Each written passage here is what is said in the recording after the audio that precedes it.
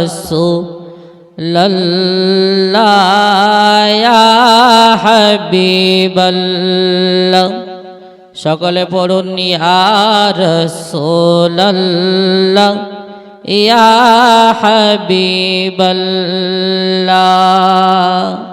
ওগো মারা যাবার পরে রাখিবে না ঘরে, গোসল করাইবে ঘরের বাহিরে। জোরে বলুন সুবহানাল্লাহ। হাগো শরীর থেকে আত্মাটা বের হয়ে যাওয়ার পরে কি আর ঘরের মধ্যে প্রবেশ করানো হয়? আচ্ছা, আপনাকে আমাদের মতো মানুষকে নাই প্রবেশ করানো হলো, একজন ডাক্তারকে কি প্রবেশ করানো হবে? হাগো মাস্টার, হবে? কাউকে হবে না।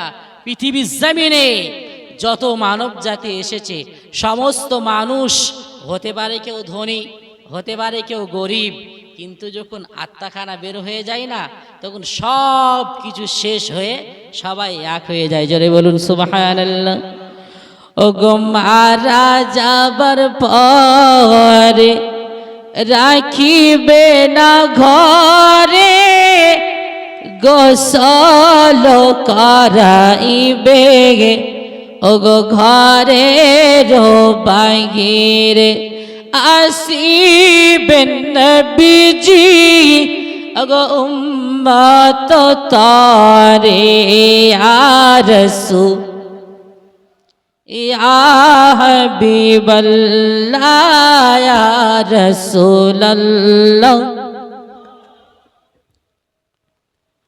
ওগো মুনকার নাকির আসিয়া সওয়াল করবেন বসাইয়া, আরে দিবেন গো নবীজি পর্দা উঠাইয়া। সুবহানাল্লাহ। মুনকার নাকির যখন আসবে কি প্রশ্ন করবে? মান রব্বুকা, বলো তোমার রব কে। মা দিনুকা, বলো তোমার দিন কি ছিল। মা কুনতা তাকুলু ফি হাক্কি হাদার রাজুল, যখন এই শব্দটা যখন বলা হবে, ওই সময় রাসূল পাক সাল্লাল্লাহু আলাইহি ওয়াসাল্লাম জানিয়েছেন, যে ব্যক্তি যেমন আশিকে রাসূল হবে, সেই ব্যক্তি যদি সচ্চা আশিকে রাসূল হয়ে থাকেন, তো নবী মুস্তাফার রওজা মুবারক থেকে এমন ভাবে আপনার পর্দা হটে যাবে, মনে হবে যে ওই জায়গায় নবী মুস্তাফা উপস্থিত রয়েছেন। জোরে বলুন সুবহানাল্লাহ।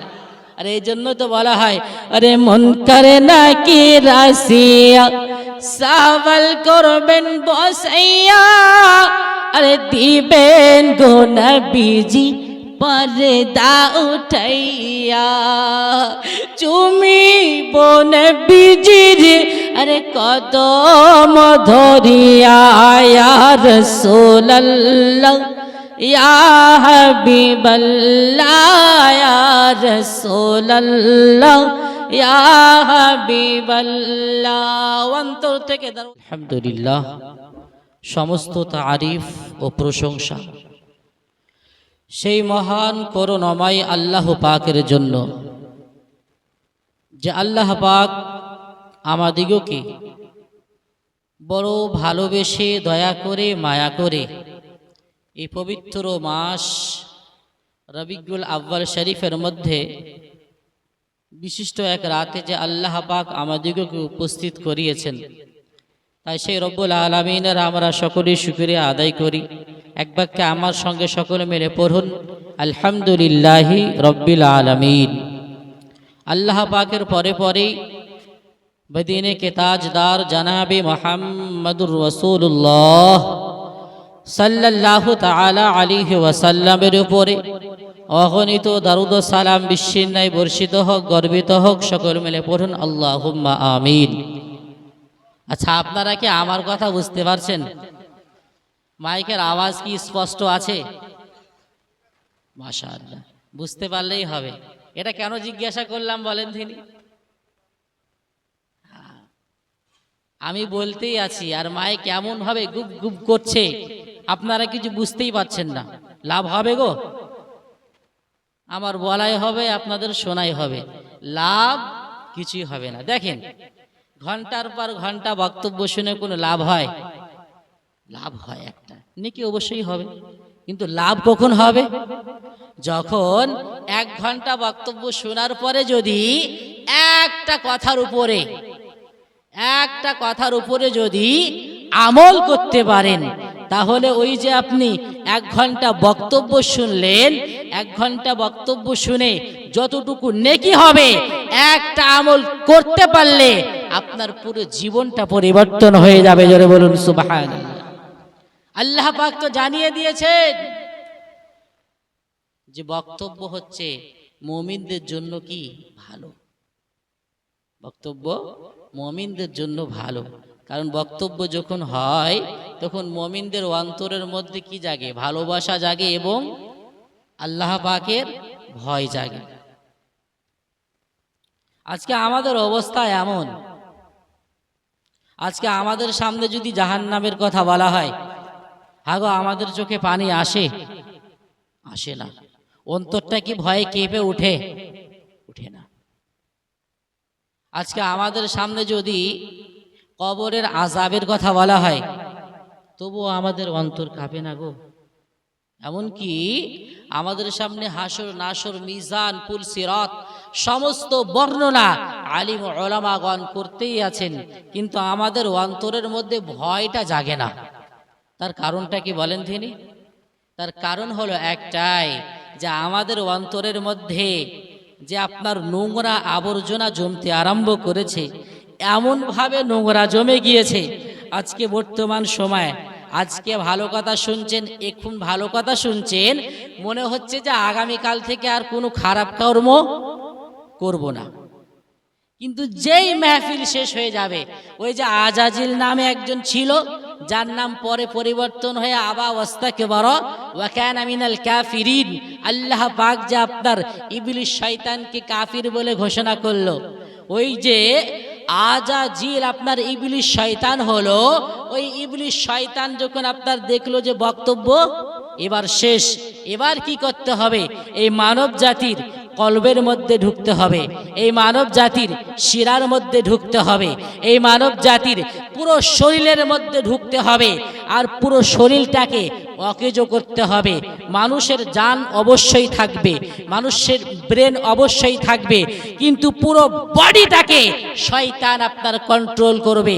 আর যখন শয়তান কন্ট্রোল করতে থাকবে, ধীরে ধীরে ধীরে ধীরে আমাদের অন্তর থেকে আল্লাহ পাকের ভয় কেটে যায়। জোরে বলুন আল্লাহু আকবার। ধীরে ধীরে ধীরে ধীরে আমাদের অন্তর থেকে জাহান্নামের ভয় আপনার কেটে যায়। ধীরে ধীরে ধীরে ধীরে আমাদের অন্তর থেকে নবী মুস্তাফার মহাব্বত কিন্তু দূর হতে থাকে। কিন্তু আল্লাহু আকবার, আল্লাহ পাক যে আপনার মুমিন বান্দাদের জন্য এত সুন্দর আপনার ফ্যাসিলিটি রেখেছেন, আল্লাহ পাক আপনার জানিয়ে দিয়েছেন হাবিবুল্লাহ, আপনাকে আমি হাবিবুল্লাহ বলে ডেকেছি। এই হাবিবুল্লাহ আপনার কোনো ছোটখাটো আপনার টাইটেল হতে পারে না, কারণ আল্লাহ পাক আপনার তামাম আম্বিয়া কিরামগণকে এক একটি করে আপনার কি দিয়েছেন? উপাধি দিয়েছেন। জোরে বলুন সুবহানাল্লাহ। মিশকাত শরীফের মধ্যে হাদিস এসেছে, সাহাবী কেরামগণ আপনারা আলোচনা করছেন যে আল্লাহ পাক কোন পয়গম্বরকে সাফিউল্লাহ বলে ডেকেছেন, তো আল্লাহ পাক কোন পয়গম্বরকে আপনার নূহুল্লাহ বলে ডেকেছেন, তো আল্লাহ পাক কোন পয়গম্বরকে খলিলুল্লাহ বলে ডেকেছেন, তো আল্লাহ পাক কোন পয়গম্বরকে আপনার কালিমুল্লাহ বলে ডেকেছেন। সমস্ত আম্বিয়া কেরামগণের টাইটেলের মধ্যে কোন টাইটেলটা সবচাইতে উত্তম? জোরে বলুন সুবহানাল্লাহ। এই আলোচনা যখন আপনার আরম্ভ হয়েছেন, খুদ নবী মুস্তাফা সাল্লাল্লাহু আলাইহি ওয়াসাল্লাম ওই জায়গায় আপনার উপস্থিত হয়েছেন। জিজ্ঞাসা করেন, হে সাহাবী কেরামগণ, আপনারা কি আলোচনা করেন? সাহাবী কেরামগণ আপনার বিনয়ের সাথে জিজ্ঞাসা করেছিলেন, ইয়া রাসূলুল্লাহ, তামাম আম্বিয়া কেরামগণকে আলাদা আলাদা আপনার টাইটেল দেওয়া হয়েছে, কিন্তু আপনার টাইটেলটা কি হতে পারে? ওই সময় নবী মুস্তাফা আমার জানিয়েছিলেন, সমস্ত আম্বিয়া কেরামগণকে আলাদা আলাদা আপনার টাইটেল দেওয়া হয়েছে, কিন্তু আখিরি জামানার আকা জনাবে মুহাম্মদুর রাসূলুল্লাহ সাল্লাল্লাহু আলাইহি ওয়াসাল্লামকে এমন একখানা আপনার টাইটেল দেওয়া হয়েছে, এই টাইটেল সম্পর্কে আপনার বলা হয়েছে, কারণ আপনার আল্লাহ পাককে রাজি করার জন্য সমস্ত আম্বিয়া কেরামগণ আপনারা চেয়েছিলেন যে আল্লাহ পাক আপনার কিসে রাজি হবেন। আপনার জমিনকে যখন সৃষ্টি করা হলো, এই জমিন আপনার আল্লাহ পাককে রাজি করতে চেয়েছিলেন। আপনার আসমানকে যখন সৃষ্টি করা হলো, আসমান কিন্তু আল্লাহ পাককে আপনার রাজি করতে চেয়েছিল। যখন আপনার জান্নাতকে সৃষ্টি করা হলো, ওই জান্নাত আপনার আল্লাহ পাককে রাজি করতে চেয়েছেন। যখন আপনার লৌহে মাহফুজকে সৃষ্টি করা হলো, ওই লৌহে মাহফুজ আল্লাহ পাককে আপনার রাজি করতে চেয়েছেন। এই রকম করে तमाम আম্বিয়া কিরামগণ হযরতে আদম আলাইহিস সালাম থেকে নিয়ে ঈসা আলাইহিস সালাম পর্যন্ত সমস্ত আম্বিয়া কিরামগণ আল্লাহ পাককে আপনার রাজি করার জন্য আপনার ব্যস্ত ছিলেন। সমস্ত আম্বিয়া কিরামগণের চিন্তাধারা আল্লাহ পাক আপনার কিসে রাজি হবেন, সমস্ত আম্বিয়া কিরামগণের চিন্তাধারা আল্লাহ পাক আপনার কিসে খুশি হবেন। কিন্তু আল্লাহ পাক আপনারা জানিয়েছেন নবী মুস্তাফাকে এমন একখানা আপনার টাইটেল দেওয়া হয়েছে, এই টাইটেল সম্পর্কে আপনার বলা হয়েছে সমস্ত টাইটেল চাইবে যে আল্লাহ পাক কিসে খুশি হবেন। কিন্তু আল্লাহ পাক আপনার কিনা নবী মুস্তাফাকে যে টাইটেল দিয়েছেন হাবিবুল্লাহ, আল্লাহ পাক আপনার খুদ নিজে চেয়েছেন যে হাবিবুল্লাহ কিসে রাজি হবেন। জোরে বলুন সুবহানাল্লাহ। এ হচ্ছে নবী মুস্তাফার পাওয়ার গো। নবী মুস্তাফা আমার এতটা পাওয়ারফুল করে আল্লাহ পাক আপনার নবী মুস্তাফাকে এই পৃথিবীর জমিনে আগমন করেছেন, এতটা পাওয়ারফুল করেছেন যে আল্লাহ পাক আপনার সমস্ত নবীগণের জুবানের মধ্যে এই নবী মুস্তাফার প্রশংসাকে রেখেছেন। জোরে বলুন সুবহানাল্লাহ। সমস্ত নবীগণ আখিরি জামানার নবী সাল্লাল্লাহু আলাইহি ওয়াসাল্লামের প্রশংসা করে গিয়েছেন এবং সমস্ত নবীগণের অন্তরের মধ্যে তামান্না এটাই ছিল যে আমরা নবী থাকা অবস্থাতেই যদি আল্লাহ পাক আখিরি জামানার আকাকে আপনার কিনা নাজিল করে দেন, তো অবশ্যই আমরা আখিরি জামানার নবীকে সর্বশ্রেষ্ঠ পয়গম্বর বলে ওনার হাতে হাত দিয়ে আমরা সকল আম্বিয়া কিরামগণ পর্যন্ত আপনার মুমিন বান্দা হয়ে ওনার উম্মতি হয়ে যাব। জোরে বলুন সুবহানাল্লাহ। জন্ম আমার নবীর যুগে হলে কেমন হতো,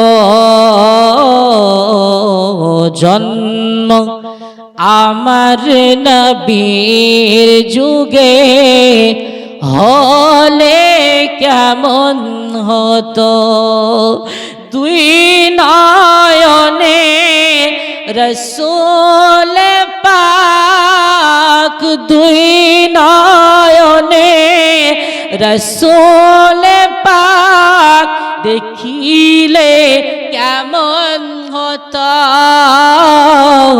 সুবহানাল্লাহ।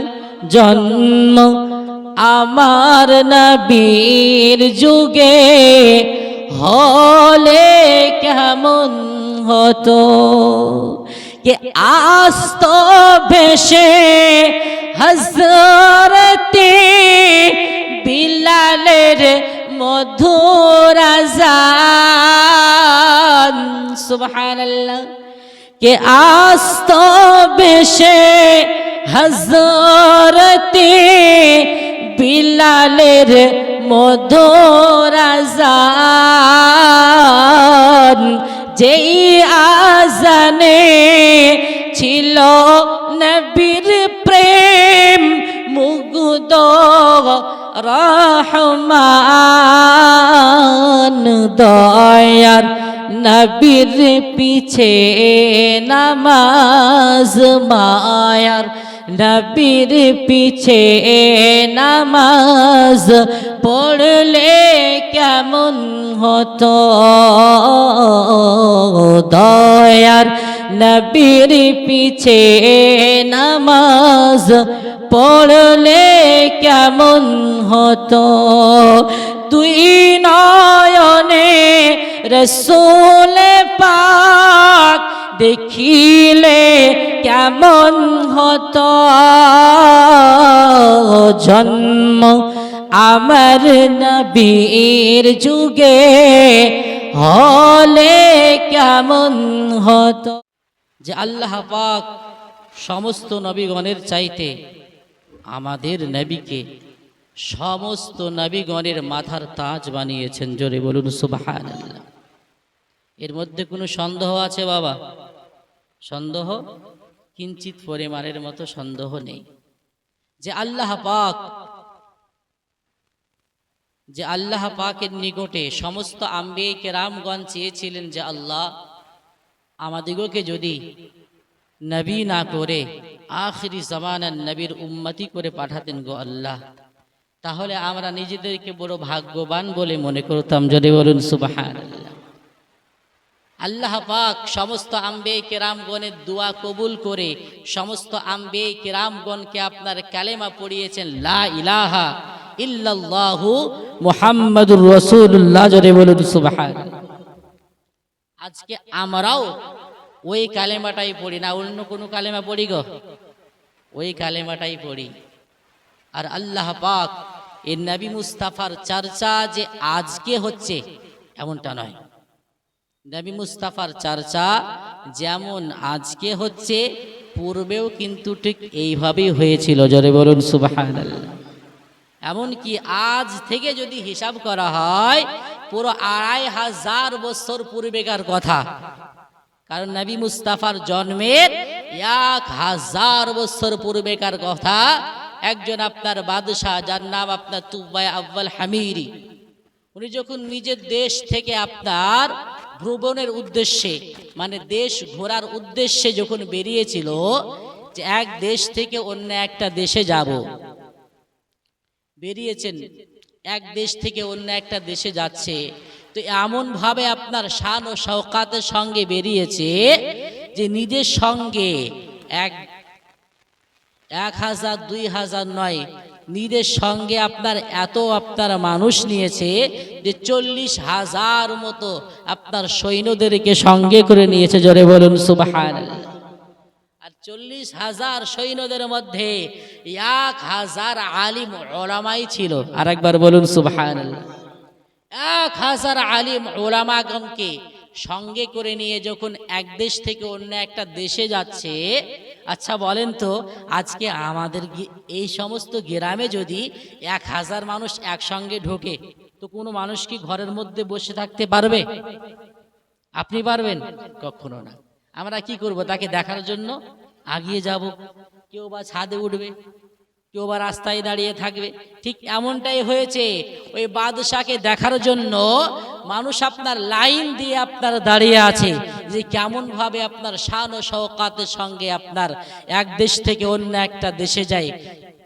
দেশ এইভাবে ভ্রমণ করতে করতে শেষ এমন একটা দেশের মধ্যে আপনার পৌঁছিয়েছেন, যেই দেশের মধ্যে যাওয়ার পরে এমন আপনার অবস্থা হয়েছে একজন ব্যক্তিও তাকে দেখার জন্য বাইরে আসে না। জোরে বলুন সুবহানাল্লাহ। ও তো চিন্তায় চিন্তিত, হায় হায় কি অবস্থা, যে দেশেই গেলাম সেই দেশের মানুষই আমাকে দেখার জন্য অতি ব্যস্ত হয়ে পড়েছে, সেই দেশের মানুষই তো আমাকে খাওয়া দাওয়া করানোর জন্য অতি ব্যস্ত হয়ে পড়েছে। আজ একটা এমন দেশের মধ্যে আসলাম, এই দেশে আসার পরে কোনো মানুষ আমার নিকটে আসে না। আগো কি ব্যাপার? উজিরকে আপনার খবর নেওয়ার জন্য বলা হলো। উজির যে আপনার আগিয়ে গিয়ে খবর নিয়েছে, খবর নেওয়ার পরে জানতে পারা গেল ওই দেশে আল্লাহ পাকের ঘর কাবা বাইতুল্লাহ রয়েছে। ওই কাবা বাইতুল্লাহ থাকার কারণে ওই সমস্ত দেশের মানুষ কাবা বাইতুল্লাহ তওয়াফ করতে করতে তাদের কাছে কোনো সময় নেই যে কোনো বাদশাকে দেখতে যাবে। জোরে বলুন সুবহানাল্লাহ। এই যে আপনার ঘটনা যখন ঘটে গেল যে বাদশাকে দেখার জন্য আসে না, তার অন্তরে এতটা রাগ হয়েছে, এতটা আপনার কিনা জ্বলন হয়েছে যে মনে মনে নিয়াত করেছে যতক্ষণ পর্যন্ত ওই কাবা ঘর বাইতুল্লাহকে ধ্বংস না করতে পারবো এই দেশ থেকে আমি বিদায় নিব না। জোরে বলুন নাউযুবিল্লাহ। এই নিয়ত যখন হয়ে গেল, আচ্ছা বলেন তো, আল্লাহ পাক আপনার তিনখানা জিনিসের দায়িত্ব নিয়েছেন।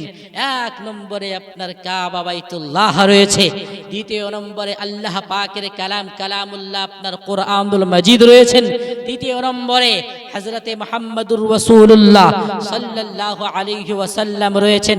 এই তিনখানা জিনিসের দায়িত্ব খুদ আল্লাহ পাক নিয়েছেন। জোরে বলুন সুবহানাল্লাহ। হে বাপজি মুসলমান, আল্লাহ পাকের ঘর কাবা বাইতুল্লাহকে ধ্বংস করার উদ্দেশ্যে যখন ওই তুফায় আউয়াল হামিরি আপনার ভাবনা চিন্তা করল, যেই মনে মনে আপনার ভাবনা চিন্তা হয়েছে, সঙ্গে সঙ্গে আল্লাহ পাক আপনার কিনা ওই কাবা বাইতুল্লাহকে আপনার হিফাজত করবেন। কেমন করে কাবা বাইতুল্লাহকে আল্লাহ পাক আপনার হিফাজত করবেন?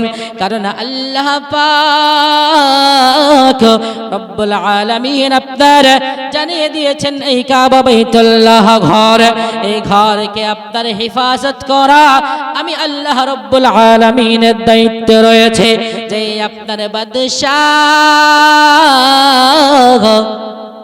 মনে মনে ভাবনা চিন্তা করেছে, যতক্ষণ পর্যন্ত এই কাবা বাইতুল্লাহকে আমি ধ্বংস না করতে পারবো, ততক্ষণ পর্যন্ত এই দেশ থেকে আপনার বিদায় নেব না, এই দেশ থেকে আপনার অন্য কোনো দেশে চলে যাব না। এই রকম চিন্তা ভাবনা নিয়েছে। সঙ্গে সঙ্গে আল্লাহ পাকের তরফ থেকে আপনার কিনা গজব নেমে চলে আসলো, আল্লাহ পাকের তরফ থেকে আপনার আযাব নেমে চলে আসলো। এমন একটা আযাব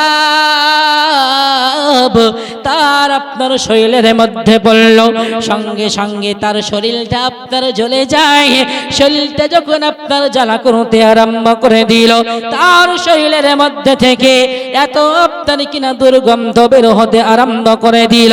তার আপনার নাক দিয়ে দুর্গন্ধ বেড়ে যায়, তার আপনার মুখ দিয়ে দুর্গন্ধ বের হতে আরম্ভ করে দিল। ওই বাদশার আপনার যত সিপাহীগণ ছিল, সমস্ত সিপাহীগণ আপনার দূরে চলে যেতে আরম্ভ করে দিয়েছে। কেউ আপনার বাদশার নিকটে থাকতে চাই না, কেউ আপনার বাদশার নিকটে থাকতে পারবে না, কারণ এমন অবস্থা হইয়া গিয়েছে তার সারা শরীর থেকে আপনার দুর্গন্ধ বের হতে আরম্ভ করে দিয়েছে। সমস্ত মানুষ যখন আপনার দূরে চলে যায়, হঠাৎ করে বাদশাহ আপনার বলতে আরম্ভ করে দিল, ওগো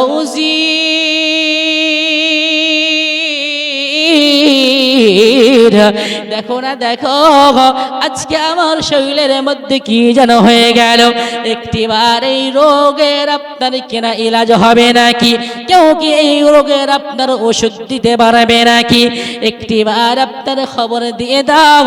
তামাম আপনার মক্কাতুল মুকাররমার মধ্যে আপনার কেনা এলান হয়ে গেল, এই বাদশার শরীরের মধ্যে এমন আপনার একখানা রোগ দেখতে পাওয়া গিয়েছে।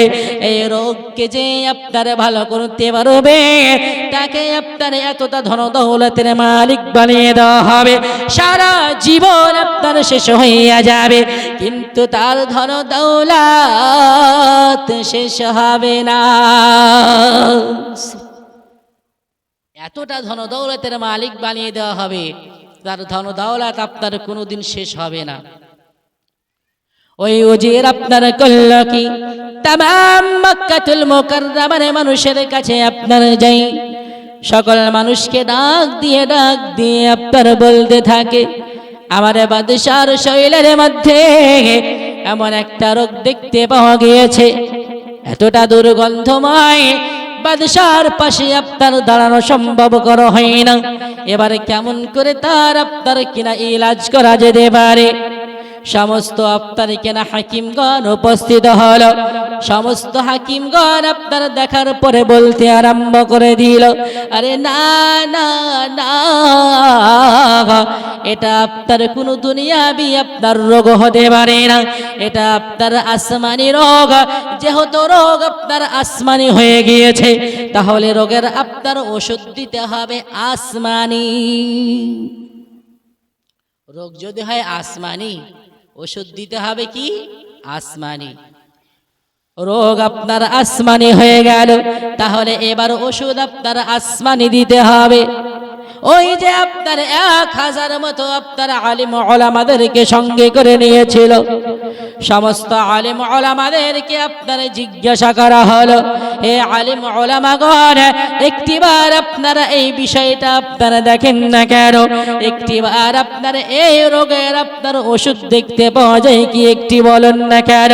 সমস্ত আলিমদের মধ্যে একজন আলিম আপনার দাঁড়িয়ে দাঁড়িয়ে আপনার বলতে আরম্ভ করে দিয়েছেন, ওগো বাদশাহ, আপনি যদি আমায় একটিখানি অনুমতি দিয়ে দেন, নিশ্চয় আমি বলতে পারবো আপনার শরীরের মধ্যে কি রোগ আপনার হয়ে গিয়েছে। বাদশাহ আপনার বলল, ঠিক আছে, একটিবার বলেন না কেন? ওই আপনার কিনা বড় আলিম ভাই সঙ্গে সঙ্গে আপনার বলতে আরম্ভ করে দিয়েছেন, আপনাকে আমি যেই প্রশ্নখানা করব, ওই প্রশ্নের যদি ঠিক আপনি উত্তর বলতে পারেন, আমার প্রশ্নের যদি সত্য সত্য আপনি উত্তর বলতে পারেন, তাহলে নিশ্চিত আপনার শরীরের মধ্যে যে রোগখানা আপনার দেখতে পাওয়া গিয়েছে সেই রোগের ওষুধ বলে দেব। সুবহানাল্লাহ। সেই রোগের ওষুধ আপনার বলে দেওয়া হবে। ওই বাদশাকে যখন জিজ্ঞাসা করা হলো, আচ্ছা বলেন তো, এত দেশ আমরা ঘুরে আসলাম, কোনো দেশে এই রকমটা হলো না, এই দেশে এসে আপনার এই অবস্থা কেন হলো? সঙ্গে সঙ্গে বাদশাহ সত্য কথা বলল, এই দেশে আসার পরে আমাকে দেখার জন্য কোনো মানুষ যখন আসে না, তখন মনে মনে নিয়ত করেছিলাম, যতক্ষণ পর্যন্ত ওই কাবা ঘর বাইতুল্লাহকে আমি ধ্বংস না করতে পারবো, ততক্ষণ পর্যন্ত এই দেশ ছেড়ে আপনার যাব না। এই কথা যখন আপনার বলা, সঙ্গে সঙ্গে ওই আপনার সবচাইতে যিনি আপনার আলিমের মধ্যে বড় আলিম ছিলেন, উনি আপনার এক বাক্যে উত্তরে বলেছিলেন, এই ঘরটা হলো খুদ আল্লাহ পাকের ঘর, কাবা বাইতুল্লাহ। এই বাইতুল্লাহর সঙ্গে গুস্তাখি করার জন্য আল্লাহ পাক আপনার শরীরের মধ্যে এই আপনার রোগখানা দিয়ে দিয়েছে। তো বাদশাহ আপনার উত্তরে বলতে আরম্ভ করলো, তাহলে আমার উপায় কি হবে? ওই আলিম আপনার বললেন, আজ থেকে নিয়ে 1000 বছর পর এই পৃথিবীর জমিনে এমন একজন পয়গম্বর আসবেন। ওই পয়গম্বর আসার পরেতে এই মক্কাতুল মুকাররমার মধ্যে আপনার জন্মগ্রহণ করবেন। আর ওই নবী মুস্তাফার ওসিলা নিয়ে হযরতে আদম আলাইহিস সালামের আপনার কিনা দোয়া কবুল হয়েছিল। জোরে বলুন সুবহানাল্লাহ। সমস্ত আম্বিয়া কেরামগণ যখনই আপনার কিনা বিপদের আপনার সম্মুখীন হয়েছেন, সঙ্গে সঙ্গে নবী মুস্তাফার আপনার কিনা ওসিলা নিয়েছেন। তো আল্লাহ পাক সঙ্গে সঙ্গে আপনার কিনা ওই আপনার আম্বিয়া কেরামগণের উপর থেকে সমস্ত মুসিবতকে আপনারা হালকা করে দিয়েছেন। আজকে বাদশাহ আপনার শরীরে যে রোগ দেখতে পাওয়া গিয়েছে, এই রোগকে যদি ভালো করতে হয়, ওই নবী মুস্তাফা যিনি 1000 বছর পর মক্কাতুল মুকাররমার মধ্যে জন্মগ্রহণ করবেন, উনার ওসিলা নিয়ে আজকে আপনাকে দোয়া করতে হবে। উনার ওসিলা নিয়ে আল্লাহ পাকের দরবারে তওবা করতে হবে। আর আল্লাহ পাকের দরবারে যদি নবী মুস্তাফাকে ওসিলা নিয়ে আপনার দোয়া করা হয়, আল্লাহ পাকের শানে কখনো এটা মানায় না যে ওই দোয়া আপনার কবুল হবে না। জোরে বলুন সুবহানাল্লাহ। এটা আপনার কখনোই মানায় না। ইয়া নবী ইয়া নবী ইয়া নবী ইয়া নবী मैं जो कहता रहा नूर से मोतियों की लड़ी बन गई। सुभान अल्लाह। या नबी या नबी या नबी या नबी मैं जो कहता रहा नूर से मोतियों की लड़ी बन गई आयतों से मिलाता रहा आयतों से मिलाता रहा आयतें फिर जो देखा तो नाते नबी बन गई। सुभान अल्लाह। ए खुदा मुझको ऐसी गनी चाहिए, ए खुदा मुझको ऐसी गनी चाहिए, भीग दे और कहे और क्या चाहिए, कौन देता है देने को मुँह चाहिए, कौन देता है देने को मुँह चाहिए, देने वाला है सच्चा हमारा नबी। सुभान अल्लाह। या नबी मैं जो कहता रहा, नूर से मोतियों की लड़ी बन गई। सुभान अल्लाह। अब्बू जी मुसलमान, ओई जे अपनार बादशाह तुब्बाय अव्वल हामिरी যখন আল্লাহ পাকের দরবারে নবী মুস্তাফাকে ওসিলা করে নিয়ে দুই কান হাতকে উত্তোলন করে আল্লাহ পাককে যখন বললেন, আল্লাহ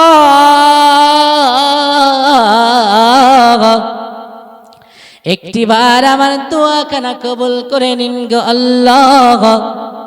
এই যে আমার অন্তরের মধ্যে খারাপ একখানা নিয়ত করে ফেলেছিলাম গো আল্লাহ, ওগো আল্লাহ পাক, আমি বান্দা হিসাবে আপনার বারবার ভুল করতে থাকি, কিন্তু আপনি রব্বুল আলামিন, আপনি তো আপনার রব্বুল আলামিন হিসাবে বান্দাদেরকে বারবার আপনি ক্ষমা করতে থাকেন গো আল্লাহ।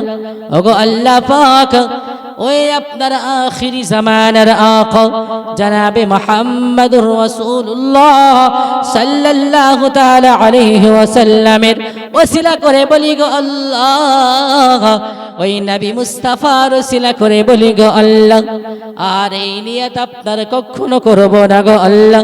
একটিবার আমার দোয়াখানা কবুল করে নিন। আমার শরীরের মধ্যে যে আপনার কিনা রোগ বালা মুসিবত হয়ে গেছে গো আল্লাহ, ওগো আল্লাহ পাক, আপনি সমস্ত রোগ থেকে আমাকে মুক্তি দান করে দিন। এই কথা যখন আপনার বলা হলো, সঙ্গে সঙ্গে আল্লাহ পাকের আপনার কিনা রহমতের মধ্যে জোশ চলে আসলো।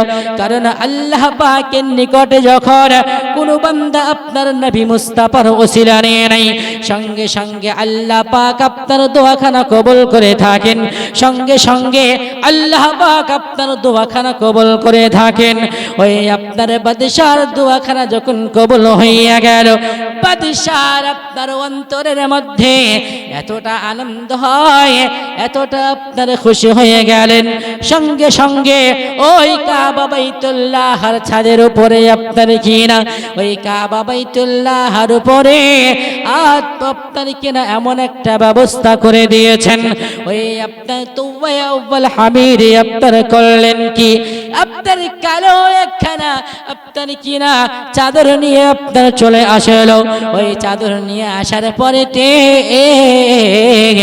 ওই আপনার পুরা কাবা বাইতুল্লাহকে এমন করে আপনার ঢেকে দেওয়া হলো, আজ পর্যন্ত ওই কাবা বাইতুল্লাহ দেখতে পাওয়া যায় না। সুবহানাল্লাহ। সেই দিন সর্বপ্রথম ওই যে কাবা শরীফের গিলাফ আপনার দেখতে পাওয়া যায়, সর্বপ্রথম উনি আপনার চড়িয়েছিলেন আজ থেকে নিয়ে 2500 বছর পূর্বেকার কথা। জোরে বলুন সুবহানাল্লাহ। 2500 বছর পূর্বে ওখানে যখন কাবা শরীফের উপরে গিলাফ আপনার দিয়ে দেওয়া হলো। আর মক্কাতুল মুকাররমার মানুষের কাছ থেকে বিদায় নিয়ে চলতে আরম্ভ করে দিয়েছেন, চলে যায় এমন একটা রাস্তা দিয়ে আপনার চলতে আরম্ভ করেছেন যে রাস্তা দিয়ে মদিনাতুল মুনাওয়ারা যাওয়া হয়। জোরে বলুন সুবহানাল্লাহ। আব্বুজি মুসলমান, ওই আপনার মদিনাতুল মুনাওয়ারার পথ ধরে যখন চলতে আরম্ভ করে দিয়েছেন, চলতে চলতে এমন একটা জায়গাতে আপনার পৌঁছে গিয়েছেন, যেই জায়গাতে পৌঁছে যাওয়ার পরেতে আপনার সমস্ত আলিম উলামাগণ ওই বাদশার নিকটে আরজি করেছেন, ওগো বাদশাহ, একটিবার আপনি অনুমতি দিয়ে দেন গো বাদশাহ, এই যে যেই জায়গায় আমরা পৌঁছে গিয়েছি এটা কোনো আপনার সাধারণ জায়গা হতে পারে না, এটা আপনার কোনো আম জায়গা হতে পারে না। কারণ আমরা কিতাবের মধ্যে পড়েছি, আমরা তাওরাত শরীফের মধ্যে পড়েছি, আমরা জাবুর শরীফের মধ্যে পড়েছি, আমরা আপনার কিনা ইনজিল কিতাবের মধ্যে পড়েছি। কারণ আখিরি জামানার নবী হয় যেই আপনার কিনা পয়গম্বর আপনার আসবেন, উনি আপনার কিনা মক্কাতুল মুকাররমার মধ্যে জন্মগ্রহণ করবেন। এমনকি ওই মক্কাতুল মুকাররমায় আপনার আসার পরেতে জন্মগ্রহণ যখন হয়ে যাবে তখন আপনার কি হয়ে যাবে, তামাম দেশের মানুষের সঙ্গে এমন করে আপনার মিশতে আরম্ভ করে দেবেন। আখিরি জামানার আকা এমন করে আপনার ওই মক্কাতুল মুকাররমার মানুষের সঙ্গে এমন করে আপনার ব্যবহার দেখাতে থাকবেন যে আপনার 1 বছর চলে যাবে, 2 বছর চলে যাবে, 40 বছর পর্যন্ত ওই মক্কাতুল মুকাররমার মানুষের সঙ্গে একসঙ্গে আপনার বাজার করবেন, একসঙ্গে আপনার খাওয়া দাওয়া করবেন, একই সঙ্গে আপনার কাজ কাম আপনার করতে থাকবেন। কিন্তু মক্কাতুল মুকাররমার মধ্যে একটা শত্রু খুঁজে পাওয়া যাবে না। সুবহানাল্লাহ। আব্বুজি মুসলমান, ওই সমস্ত আলিম উলামাগণ আপনার বলতে আরম্ভ করে দিলেন, ওই মক্কাতুল মুকাররমার মানুষেরা যখন একটাও আপনার শত্রু খুঁজে পাওয়া যাবে না, যেই দিন আপনার কিনা ওই মক্কাতুল মুকাররমার মধ্যে ওই নবী মুস্তাফার উপরে সর্বপ্রথম যখন আপনার ওহী নাযিল আপনার হয়ে যাবে, ওই সময় আপনার নবী মুস্তাফা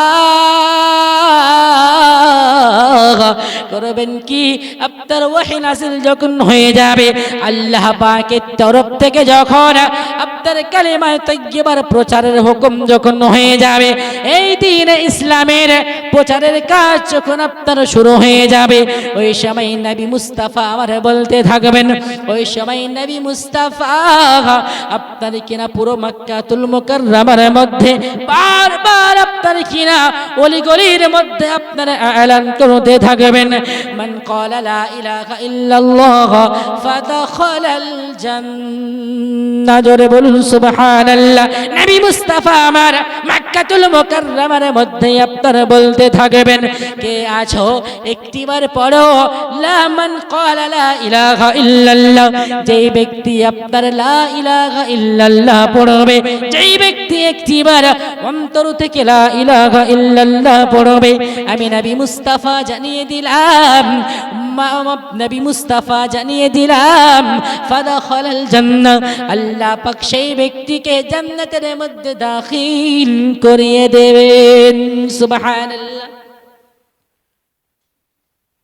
ওই মক্কাতুল মুকাররমার মধ্যে যত আপনার মানুষ আসবে, তারা যখনই আপনার নবী মুস্তাফার এই কালেমা পড়বে, তাদের জন্য জান্নাতের গ্যারান্টি হয়ে যাবে। তো সমস্ত আলিম উলামাগণ আপনার এক বাক্যে বলেছিলেন, যেই দিন নবী মুস্তাফা আপনার মক্কাতুল মুকাররমার মধ্যে সাহাবী সংখ্যা বাড়তে থাকবে, তারা জুলুম করবে, অত্যাচার করবে, অত্যাচারে অত্যাচারিত হয়ে একদিন এই মদিনাতুল মুনাওয়ারাতে তাশরীফ নিয়ে আসবেন। জোরে বলুন সুবহানাল্লাহ। আর এই মদিনাতুল মুনাওয়ারায় তাশরীফ নিয়ে আসবেন, এখানে আপনার 10টি বছর শান্তি করে আপনার দ্বীন ইসলামের প্রচার করবেন। আর দ্বীন ইসলামের প্রচারের পর নবী মুস্তাফা এই মদিনাতুল মুনাওয়ারাতেই আপনার কিয়ামত পর্যন্ত এই জমিনেই আপনার থাকবেন। তাই আমরা সকলে আলিম ওলামাগণ চিন্তা ভাবনা নিয়েছি, একটা আপনার কথা ভাবনা চিন্তা করেছি যে এই জায়গায় আমরা পৌঁছে গিয়েছি, এখান থেকে আমরা আর অন্য কোনো দেশে যেতে চাই না।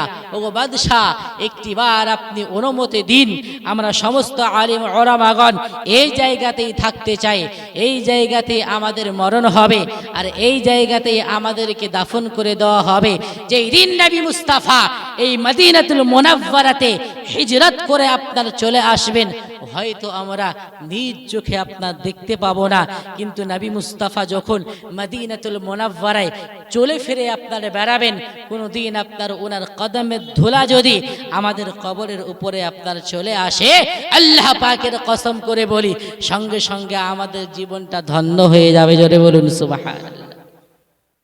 তো ওই সমস্ত এত বছর আগে যিনারা ছিলেন, তাদের অন্তরে এই রকম বাসনা, তাদের অন্তরে যদি এই রকম বাসনা থাকে, তাহলে আমরা ওই নবী মুস্তাফার উম্মতি হওয়ার পরে আমাদের অন্তরে কি বাসনা থাকতে পারে না যে নবী মুস্তাফা রওজা দেখব? আগে থাকতে পারে কি পারে না? অবশ্যই থাকতে হবে, কারণ নবী মুস্তাফার রওজা মুবারক দেখার বাসনা যার অন্তরে থাকবে না, আমি তাকে মুমিন কখনো মনে করি, তাই না? আমি তাকে মুমিন মনে করি না। আর যার মধ্যে বাসনা থাকবে আর সে যদি না দেখেও ইন্তেকাল করে যায়, আল্লাহ পাক আপনার কিনা নিয়াত যদি খাঁটি হয়, তো তাকে সেই রওজা মুবারক জিয়ারত করার নেকি তার আমল নামায় আল্লাহ পাক দিয়ে থাকবেন। জোরে বলুন সুবহানাল্লাহ।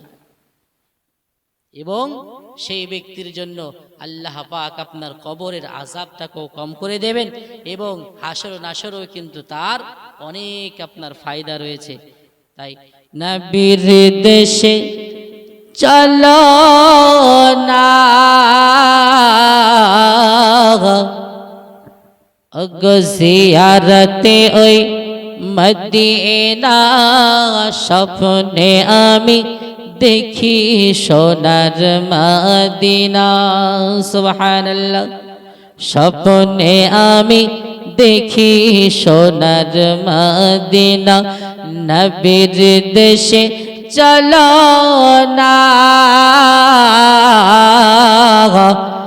গো জিয়ারতে ওই মদিনা, স্বপ্নে আমি দেখি সোনার মদিনা। সুবহানাল্লাহ। মিল্লাত ইসলামিয়া প্রতিদিন চেষ্টা করবেন ঘুমানোর পূর্বে দরুদে পাক পড়তে পড়তে ঘুমিয়ে যাবেন, এই চেষ্টা অবশ্যই রাখবেন। দরুদে পাক পড়তে পড়তে ঘুমিয়ে যাবেন, ইনশাআল্লাহ আল্লাহ পাক যদি চায় ওই দরুদের ফজিলতে, দরুদের বরকতে একদিন নিশ্চয়ই ঘুমের মধ্যে, স্বপ্নের মধ্যে নবী মুস্তাফার দিদার হয়ে যাবে। ওগো আল্লাহ পাক অতদিন পর্যন্ত আমাদেরকে ইন্তেকাল দিও না যতক্ষণ পর্যন্ত নবী মুস্তাফার নূরানি চেহারার দর্শন না হয়ে যায়। সকলে বলুন আল্লাহুম্মা আমিন। ওগো আল্লাহ পাক মরণের পূর্বে আমাদের জুবান থেকে কালেমা তাইয়্যিবা লা ইলাহা ইল্লাল্লাহ মুহাম্মাদুর রাসূলুল্লাহ সাল্লাল্লাহু আলাইহি ওয়াসাল্লাম কালেমা পড়তে পড়তে জানো আমরা সকলেই ইন্তেকাল করতে পারি, সেই তৌফিক আমাদেরকে দাও। সকলে বলুন আল্লাহুম্মা আমিন, আল্লাহুম্মা আমিন।